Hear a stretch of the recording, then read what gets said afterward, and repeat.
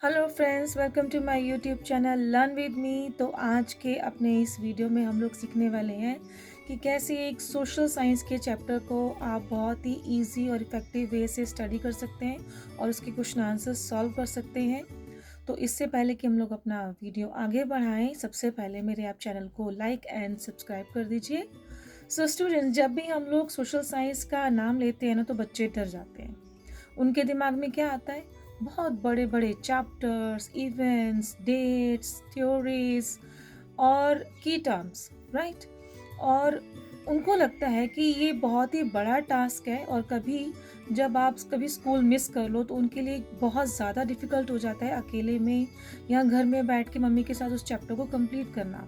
Obviously अगर आप अपने कुछ लेसन मिस कर दोगे तो उसको स्टडी करने में आपका वो इंटरेस्ट भी नहीं रहता। तो इसी इंटरेस्ट को डेवलप करने के लिए आज मैं आपके साथ एक बहुत यूनिक मेथड शेयर करने वाली हूँ, जिसके थ्रू ना सिर्फ आप अपना उस चैप्टर को बहुत ईजी और इफेक्टिव वे में लर्न कर सकेंगे, रिवीजन हो जाएगी, बल्कि आप अपना एक क्वेश्चन बैंक भी रेडी कर लेंगे, राइट।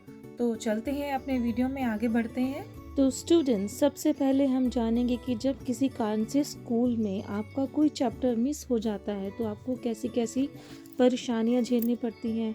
कभी टीचर को फ़ोन करके काम मंगवाने की टेंशन, कभी अपने किसी क्लासमेट को कॉल करके काम मंगवाने का झंझट। और आज के समय में जब सब बिजी रहते तो किसी के पास समय ही कहाँ है आपको आपका मिसिंग वर्क भेजने का।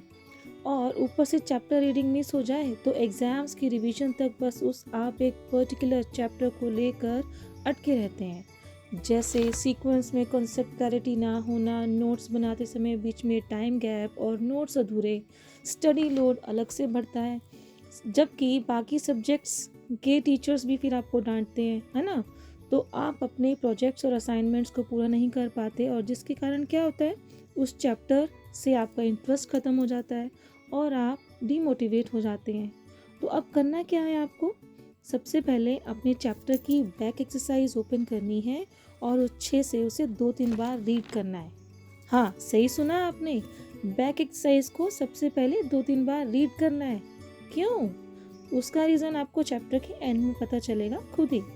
तो स्टूडेंट्स, बैक एक्सरसाइज रीडिंग के बाद जब आप अपने मेन चैप्टर के टॉपिक्स को उसको सीक्वेंस में रीड करना शुरू कर देते हैं, तब आप देखोगे कि अपने आप आपके बैक एक्सरसाइज के क्वेश्चन आंसर्स आपको मिलने स्टार्ट हो जाएंगे। देखा, अब पता चला ना मैंने क्वेश्चंस पहले पढ़ने को क्यों बोला था। हाँ, और एक काम बहुत ज़रूरी है, आपने क्या करना है, रफ नोटबुक में अपना क्वेश्चन बैंक बनाते रहना है। हर पैराग्राफ में 1 या 2 एक्स्ट्रा क्वेश्चंस अपनी नोटबुक में बनाते रहने हैं अपनी तरफ से। और याद रखना बच्चों, मैं हमेशा कहती थी ना कि जो अपनी तरफ से क्वेश्चंस बनाना सीख जाते हैं ना, वो आंसर्स भी खुद ही बनाना सीख जाते हैं।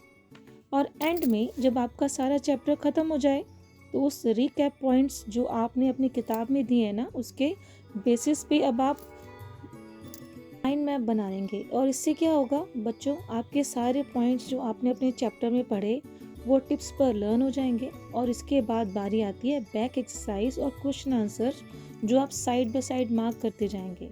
एक और बात जो बहुत ज़्यादा इम्पॉर्टेंट है, वो कि जब आप माइंड मैप बनाते हो तो साथ साथ ब्रैकेट में उसकी इम्पॉर्टेंट डेट्स भी लिखेंगे, जो आपको कभी भी नहीं भूलेंगी। और अगर कहीं किसी कॉन्सेप्ट का डायग्राम बनाना हो तो चैप्टर में ही दिया हुआ होता है, उसे बनाना मत भूलना।